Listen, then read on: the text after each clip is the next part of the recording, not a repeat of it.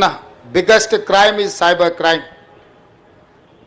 Cyber క్రైమ్లో ఇంతకుముందే మా అధికారులు చెప్తున్నారు, అమాయకులు, చదువు లేని వాళ్ళు, సాంకేతిక పరిజ్ఞానం లేని వాళ్ళు బలి కావడం లేదు.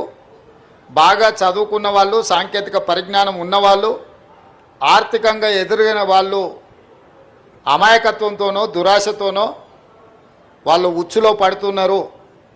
వాళ్ళని కాపాడడానికి 1930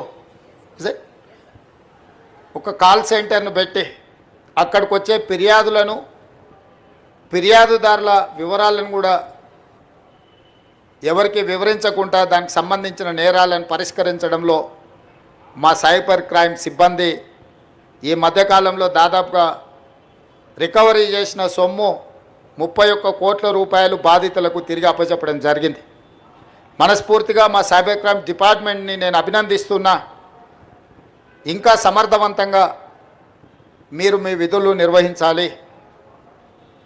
ఎవరైతే నేరాలకు పాల్పడుతున్నారో ఎంతటి వారైనా, ఏ రకమైన క్రైమ్ అయినా వదలడానికి వీల్లేదు.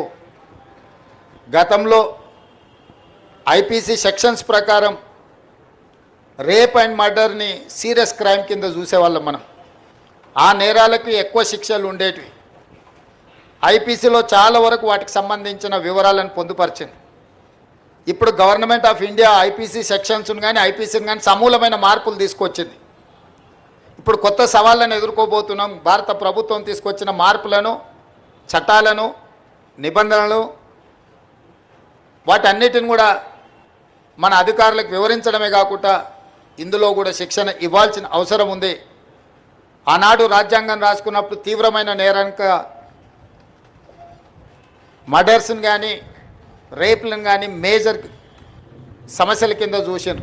ఈరోజు సైబర్ క్రైమ్